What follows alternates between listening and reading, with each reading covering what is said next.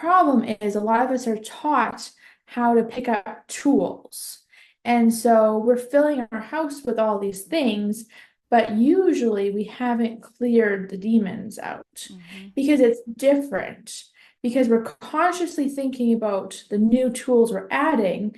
And it's really easy to not want to think about the things that we don't like. Well, welcome everyone to today's episode of TMI Advice You Didn't Want. We're going to talk about something that's hard today. I think we always talk about hard things, but we're going to talk about something that's really hard. At least in my experience, I have noticed it to not be the easiest thing. And maybe I'm limiting myself by saying that right now, but I think I'm just going to leave it at that. So, friends, if we haven't met, my name is Karen. And my name is Ashley. And I think that the reason that you started off by saying it's hard is because it's new. Oh. True. Good call. Okay, so what we're going to be talking about today is pretty much changing, like the Mhm. unlearning and the relearning process, right? Like we talk a lot about your thoughts are things and how you think and how it creates things in your life. And how if you are looking at your life and you're going, I don't like this, well, the only way to change it is to change how you're thinking. Yeah. And that unlearning process is new. Like you said, it's new. Mm-hmm. Well, and so when you just say it like that, like it doesn't sound anything different than the many things that we've said on previous podcasts. Mm-hmm. And so it's an interesting thing of like you're constantly peeling back the onions. And I Mm-hmm. was talking about that with a Reiki client yesterday. And so again, there's like so many paths my brain is going right now. But um I relate it back to the Bible in this case. Like that's just kind of where my spirituality started. So, in the Bible, Jesus would cast out demons, right? And he would cast out demons and send them somewhere else.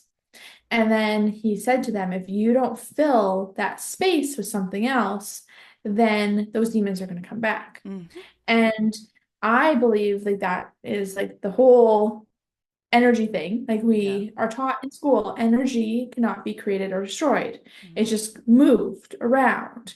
And so if there's something in your life that you don't love, you move it away, you transmute it, you change it.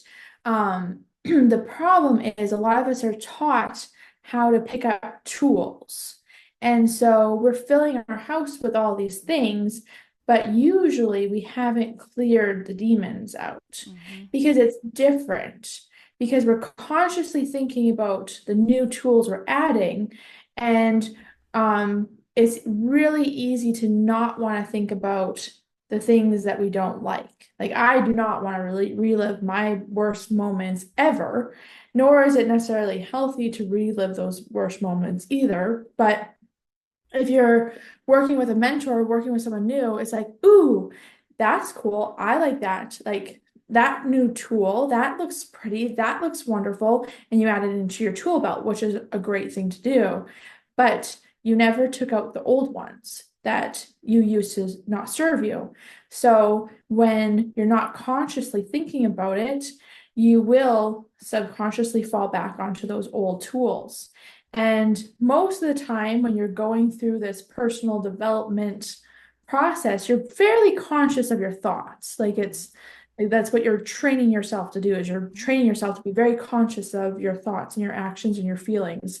But everyone's going to have something that triggers them enough that knocks them off where they're no longer consciously thinking, and then you're in the shit with your old tools and your new tools aren't there with you Mm-hmm. because you actually have to get rid of those old tools. Mm-hmm. And I don't know how it works. You will know this better than me from like a neuroscience point of view.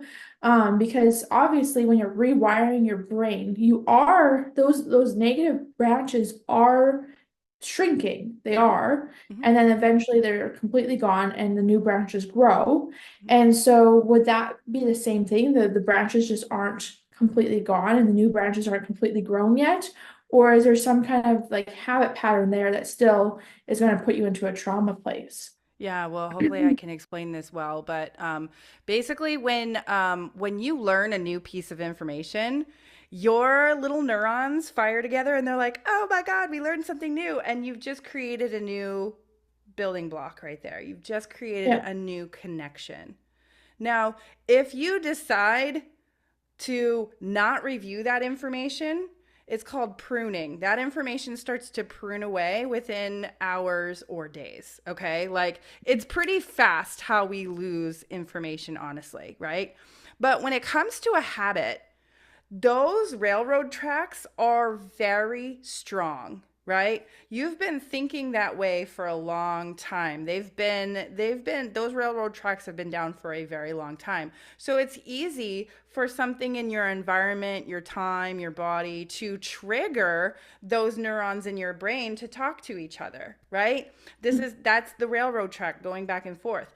But the unlearning process, hopefully this answers your question. The unlearning process is when you notice that those neurons are firing together. Maybe you're thinking a certain way and you're like, oh, wait, that's the thought that I don't want to keep thinking anymore. The minute that you actually go, I want to stop thinking that, you actually take the power away from that neuron. Okay. So it'll start to prune away. The more you do that, the more pruning actually happens. Okay. So you actually could change very quickly, like truly, because like I said, that pruning happens within hours or days. Okay. That's with a new piece of information. But even with a habit, if you got super duper focused and you were like, I'm not doing this anymore, like maybe it's, I don't know, let's throw out something. Maybe it's biting your nails. Like if you're like, I'm not doing this anymore, and you find yourself with your hands in your mouth, and then you go, nope, I'm not doing that, and you stop yourself, you have to keep doing it. That's how you prune away. It has to be like a consistent. You can't just leave it in there and be like, oh, just this time, because now you're continuing to build that railroad track again and again. And so you can actually see videos of neurons doing this where they're actually laying down more railroad tracks if you keep doing something. That's how that railroad gets bigger, like broader, like stronger. And then Mhm. the more that you take away that, like say the hand from the mouth, you say nope, not doing that anymore. You keep doing that 10 times, 100 times, 500 times a day, you're going to start to prune. And yes, it can take time, but it also, like if you are like nope, we're done, this is it, you can prune away and keep doing that. And I've seen people change in a matter of like 30 days and they're like, no, I'm not that person anymore, I don't do that thing anymore. That's pretty quick, honestly, right? Thinking about Yeah. all the years that went into creating that habit. So hopefully that answered the question. Did that answer the question? Kind of, but I still think there's something that is missing in the sense that, like, for me, like, I had done a lot of work after my accident, a lot of work. And there was things about my accident, about my childhood trauma that I thought were never going to come up again. Like, I fully had dealt with them, fully gone. Didn't have that same thought process ever.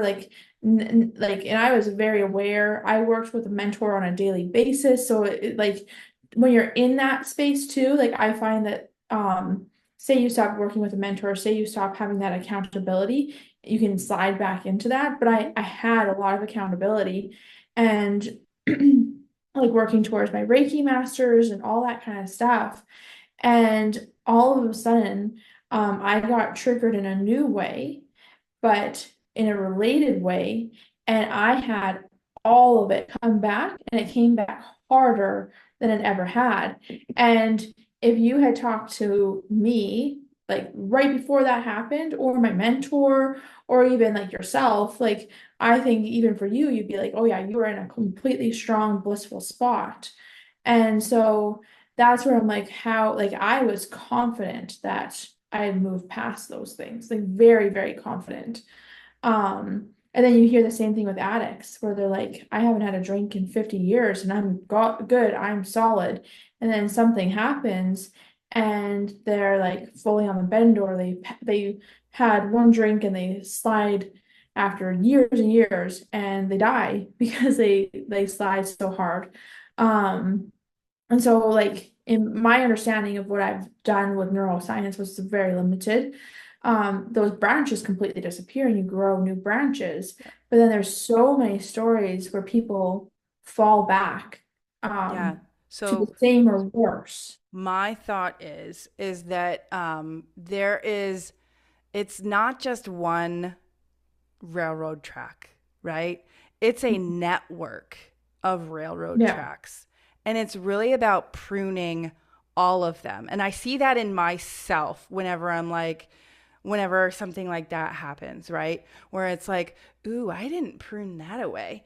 I Yeah. didn't unlearn that actually Mhm. triggered this, that triggered that, that triggered this, that created the same situation again. I didn't unlearn that. And it's the same concept as peeling back the onion, right? Peeling back those layers. Because the deeper you go in those layers, you go, "Oh, that was connected." And I say this all the time with on this podcast and with you.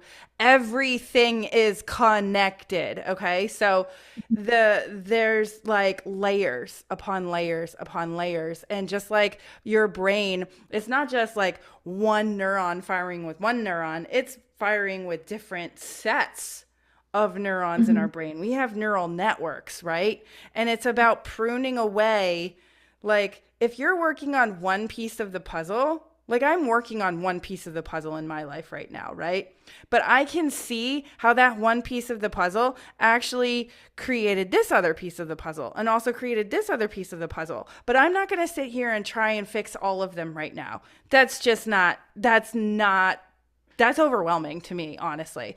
I'm just going to go, okay, what's the thing that I want to unlearn right now?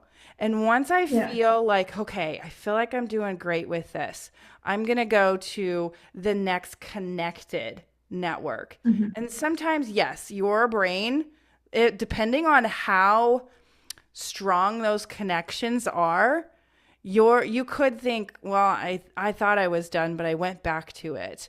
It could just be that there was another network that was connected somewhere else. I'm not saying that Mhm. that's exactly what's happening. That's something, to me, that's a personal thing for every single person in this whole world. I look at myself in this way, okay? So nobody take this personally, because I feel like I'm talking to myself more than anybody in this whole world right now. It's really like looking at all of the patterns as a whole instead of a separate entity. Because we think that, oh, like, I'm just going to quit nail biting. Nail biting wasn't the thing that you wanted to quit. The thing that you actually wanted to quit was anxiety, frustration. For me, it would be lack of control. That's what it would be. Like, I really have truly kicked nail biting. I don't bite my nails anymore, right? That's just not, it's kind of gross to me now. And I'm like, Mhm. that like, how did I ever do that? Um but I see this lack of control show up in other ways in my body. And so I'm like, okay, I pruned away a neural network for that one thing, but I still have to peel back layers on this lack of Mhm. control piece and realize that I don't have to control everything. Like, it's okay to let this go. And the more that I like look at that, like, it's kind of like you, instead of putting a band-aid on the problem, you start to really look at things as a whole and give yourself grace in the process too. God, like, getting really good at this is a process. Like, you're going to have really awesome days and you're going to have days where you're like, well, it's a day, like, it happened, right? Like, but how do you continue to look at that day and go, what could I do differently next time? I mean, Mhm. it's not linear. That's the thing that I think trips up a lot of people. And I think where this question comes from is that this is not, and you already know this too, like, this is not a linear thing. And you're going to continue to peel back certain layers. And sometimes they'll show up again and again because it's like, oh, I really do have to keep working on that. I thought I was done, but Yeah. I seem to want to go back to it still. And that's just part of being in this 3D reality, in my opinion. So, yeah. Yeah, I guess for me, the hardest part is when you have people, like I can speak for myself and my partner, where we've done a lot of work and it's like, holy shit, like we've made just tons of Hmm. progress. And then all of a sudden it's like, oh, we're right back at ground zero. Like, I don't know what happened. I don't know what did it, but like all of a sudden something out of nothing, and we're back at like we've done no work, had no tools. And it's just like, I don't know how that happened. And I don't know how we can be like at a professor level and then all of a sudden back at toddler. Especially for myself, like um I have worked with countless mentors, spent probably hundreds of thousands of dollars. Like, because even like with my business stuff, like it all was mental, Mm. always. Yeah. And so like where we met was technically a digital marketing course, Hmm. but we had more mental training in a lot of ways than we did actual digital marketing training. Like when we went to events and that kind of stuff, like it was a lot about how to get your head in the game. And then I also have done like coaching certifications and Reiki masters, all that kind of stuff. So like there's a lot that I have invested into personal development. And so for me to go from, okay, I've now been working on personal development intensely for the majority of my life, like for sure over half of it, and spent tons of money on it, tons of time. My library is extensive, and I've been chipping away at those negative patterns, and then somehow I'm back at square one. And it doesn't stay long. It's fairly fleeting, but I'm just like it doesn't quite make sense. And I know I have family and friends in similar situations where they've done a lot of work and spent a lot of money and spent a lot of time, taking time off of work to really dig in, and they get to this wonderful, beautiful, amazing place, and then something out of nothing happens and they're back at ground zero. And so I'm curious, like how you can go that far down after you've done so much work to really do that rewiring and how to prevent that. And So, that's the new part. yeah. So, my thought is too, is that the the limiting belief that I heard that came up that I noticed that I do too is I did so good and then I feel like now I'm just back at ground one. That is a Hmm. limiting belief. That is Hmm. something that I've heard myself say before. That's something I've heard Hmm. you say before as well. And it's like, there's an unlearning process with that also, because Hmm. that is a subconscious program that has been running. And for us to say something like that, that means that we believe that that's how it has to go. If that's a Yeah. thought that's being thought and it's thought over and over again, that's a belief, right? So Hmm. that to me is the subconscious pattern to work on. That right there. Yeah. So it's like, how do I unlearn that right there? And this is why your subconscious mind is such a little fucker, because a lot of us think, I know for myself, like I'm going to talk about myself again, okay? Cuz like don't anybody ever take this personally, because it really is all about me like when I'm talking about this. So, sorry guys, it's about me. But it's really like there's those little things that we don't think are Yeah. that big of a deal when we say or think them. But because we think it all the time, that's what creates the Hmm. reality. And so Yeah. that right there is the thing to work on, period. End of story. That's the belief that keeps you going really, really high. And then suddenly there's a drop. It's because there's a Hmm. belief that oh, I'm getting big chills right now. There is a belief that that's exactly what you believe Yeah. needs to happen. And so that right there is the neural network that needs to be dried up and pruned away. Yeah, it's like the I'm doing this work to never feel like that again, Hmm. never be in that spot again. And so in your subconscious, that spot is still there. Hmm. And then too, I think as you were talking, it reminded me of something that Abraham Hicks said. And I don't think it was Abraham Hicks, because Abraham Hicks is like the alter ego that she would channel. Do you know what her real name is? Can't remember. I Abraham and think Esther Hicks, those that one's yeah. what like Who's the who's the who's the person and who's the channeled entity? so Esther Hicks is the person channeling and Abraham is the person coming through. Yeah, okay. So Esther talked about how At least I believe. her sorry? At least I Well, I mean, believe. whatever. Whatever. If I got them mixed up, it is what it is. I mean, I can't remember the guy's name right now either.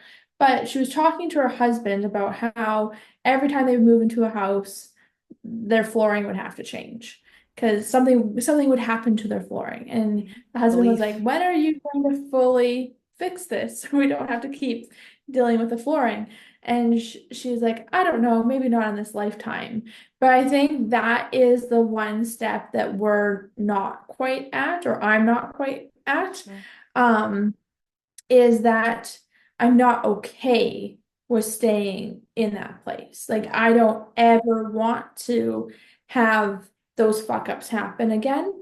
And so by doing that, it's kind of like that scarcity, like I don't want it, so then I'm also attracting it. Hmm. Um, and so for them, and then the next step would be, I don't know, maybe like that's that, oh, what's it called? Why is it escaping me? Like when, like in like yoga, they talk about all the different levels, and like the top level is, do you know what it's called? Uh, Enlightenment, maybe? yes, enlightenment for Enlightenment. the yeah. And yeah, and so maybe that's the progression is like you are working so that fuck ups don't happen, and then you realize we're in a fucking 3D world. Like this is what made me think of it when you were talking about this. We're in a 3D world. Fuck ups are going to happen, and there's so many players in the mix too. Like for me, I have my partner, I have his family, I have my family, I have friends, I have our neighbors, I have our kids, I have their friends and their families. Like there's so many things that you're um creating chords with, Hmm. and like um picking up energy. Like we pick up other people's energy a lot more than we think we do. Hmm. And like you can do all the protection spells in the world, you're still are going to have it happen a little bit. Because we're all connected. Like we're all connected to source. So you can't not ever feel other people's stuff. Like it's gonna happen on some level. Um, and so the next level would be being aware that the fuck ups happen and not having that I'm a shitty person. I fucked Right. up, Right. and like taking that like beat up victim, like whether it's like that blame shame or like victimhood kind of thing where you're blaming someone else or you're shaming yourself. Um that and just being like, oh, that happened kind of thing, like that laughing at yourself. Yeah. And then the next level has to be that enlightenment. But I don't know if we're even capable of that truly in our 3D world.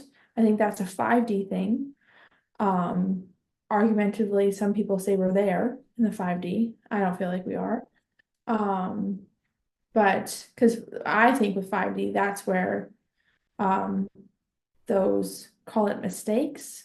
Um, we won't manifest the negative in 5D, is my belief. Hmm. Yeah. I mean, Or the perceived negative. yeah. But All I can talk about is what we see right now.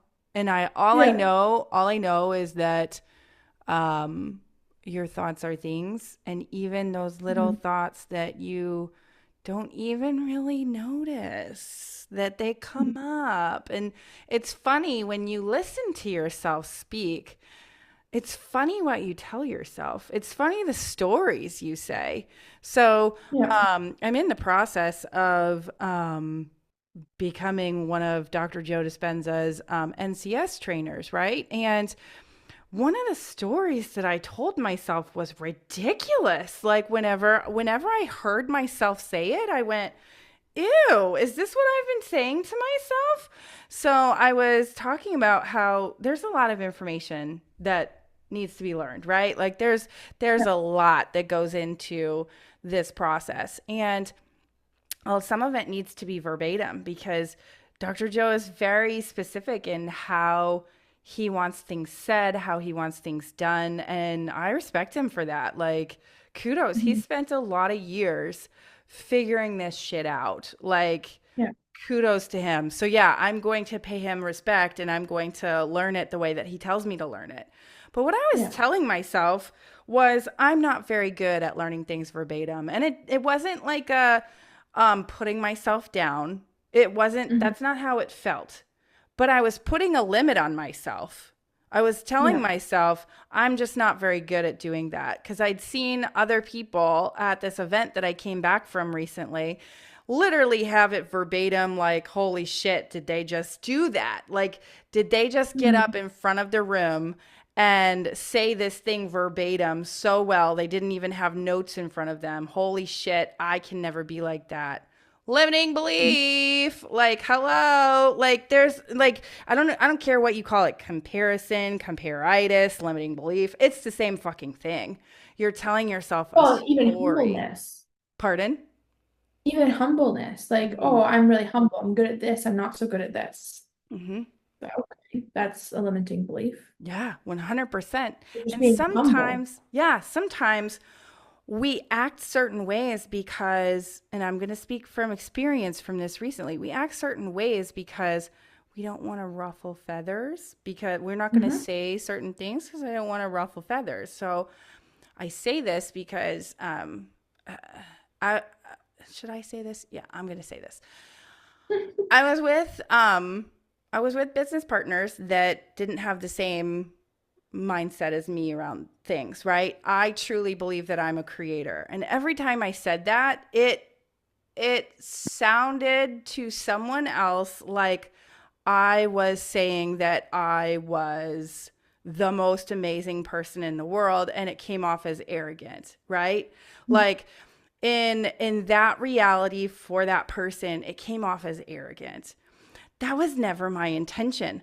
But what I ended up doing when I heard that from my business partner, I took that on to myself and I Hmm. decided I needed to not say certain things.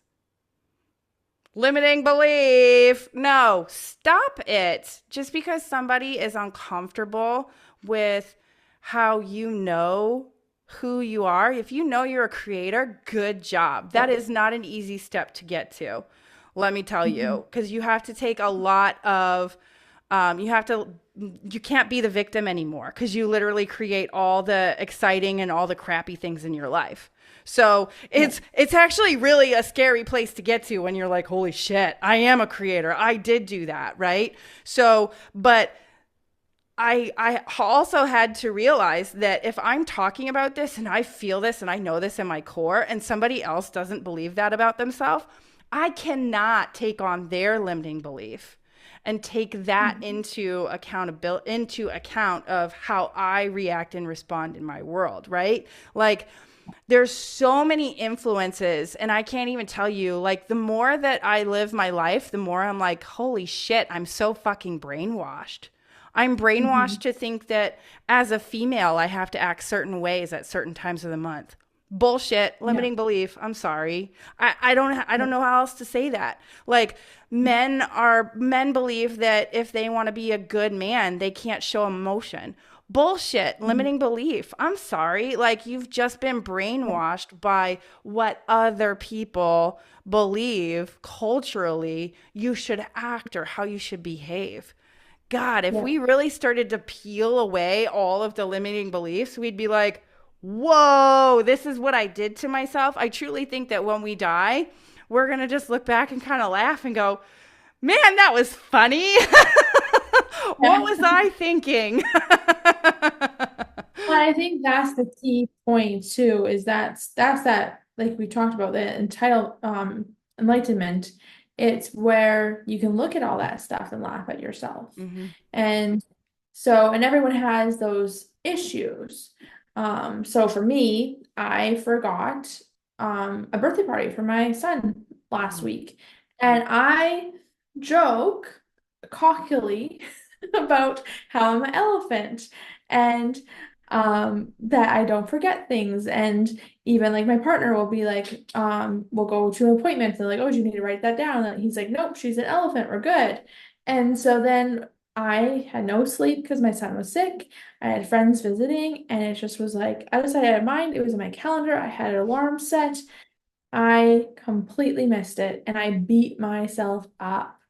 And it was not something I could just laugh off. I felt so bad for the kid who wanted, like, because in my head, I went to worst case scenario. What if all of the people he invited forgot?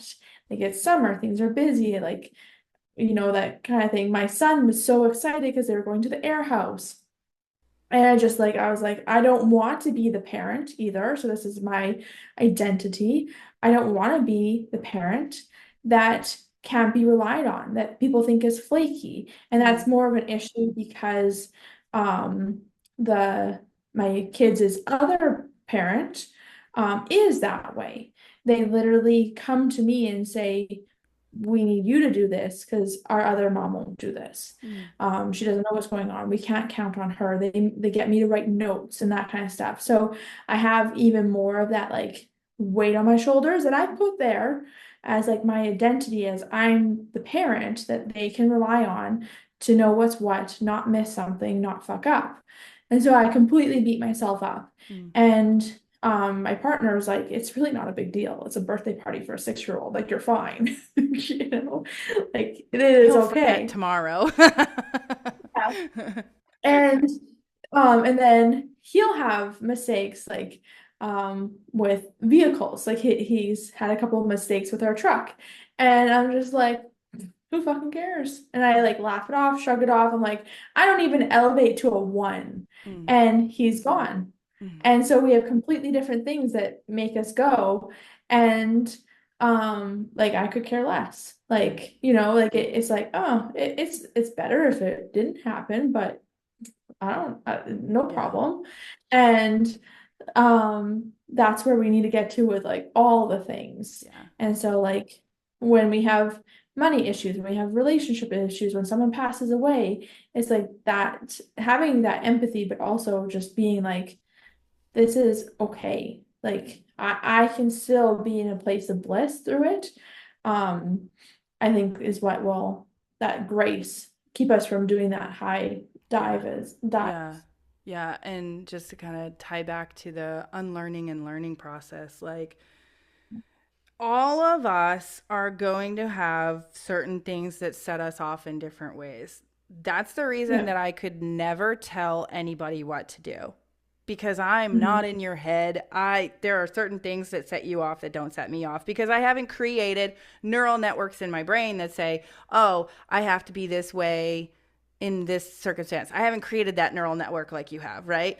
So, um I will never ever tell anybody how to live their life. Like this is your life to figure out how you want to live. Like if you're creating what you want, all I'm going to say is if you're creating what you want to create, keep doing it. Have fun. Do your thing. If you're not creating what you want to create, maybe you want to look at something that you're thinking and doing and feeling. Like that's really what it comes down to. So getting to like that unlearning, you said this earlier and like we you kind of likened it to I was thinking a kitchen when you were saying this and maybe you even said a kitchen. You're getting all these new gadgets and you're putting them in your kitchen and you're using them, but you're not cleaning out the cupboards. The cupboards Yeah. still have all this old shit in there, and so you can't put the new stuff that you're bringing into your house, you can't put it away. It's just on the counter because there's no room, right? This is what's happening. Like we gotta unlearn, we gotta prune away the old stuff, have a yard sale and say, nah, I'm done with that, right? But also realize that there's going to be things too, like as you're in this process of unlearning and relearning, there's going to be things that still trigger us. Like that's the thing that's super important. The trigger is never gonna go away, ever. The trigger will always be there. How do you want to respond when the trigger comes up? And Mhm. really being, oh God, what's the word? Just so firm and adamant. I'm not doing that again. I'm not going Mhm. there again. That is what creates the change. That's what Yeah. creates the new you at the end of the day. You become a new person because now instead of being triggered in a certain negative way, maybe you could go, instead of doing that, I want to do this instead. And sometimes Mhm. what I notice in myself is it's not even about like if I react at first. Say somebody says something to me and I have like this big blow up. And I realize later that I did that. And I go, "Wait a minute. That wasn't how I wanted to respond."